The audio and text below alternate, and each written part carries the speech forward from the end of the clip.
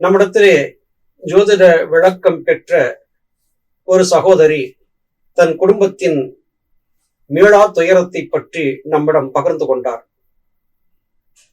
அவருடைய மகன் தன்னை விட ஒரு வயது மூத்த பெண்ணை காதலித்து திருமணம் செய்து கொண்டார். மன வாழ்க்கை ஆரம்பத்திலே மகிழ்ச்சிகரமாக இருந்தாலும் நாளடைவிலே சிறு சிறு சச்சரவுகள் ஏற்படத்தான் செய்தன. இதற்கிடையிலே அந்த பெண் கருவாகி ஒரு பெண் மகவை ஈன்றெடுத்தாள். பெண் மகவு 9 மாத சிசுவாக இருந்த போதே அந்த பெண் வேறு ஒருவருடன் தகாத உறவு கொண்டு கணவனை குழந்தையை விட்டு நீங்கி சென்று விட்டார். இது பெருத்த வேதனையை அந்த குடும்பத்திற்கு கொடுத்திருக்கிறது.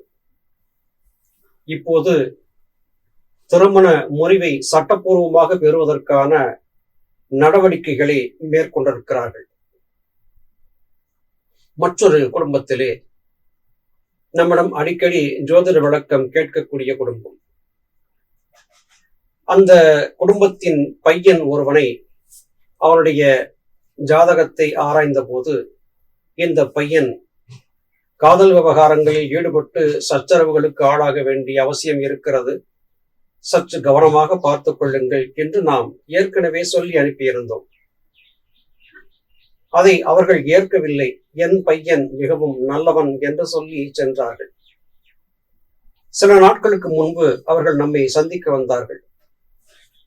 அந்த சிறுவன் வேறொரு பெண்ணை காதல் மனம் புரிந்து கொண்டான்.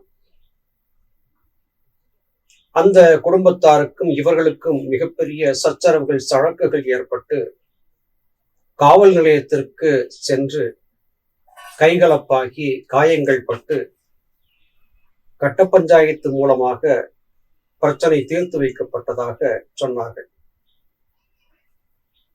மிகவும் சிறிய பிராயம். அந்த சிறுவனுக்கு வயது ஒரு 17 இருக்கும்.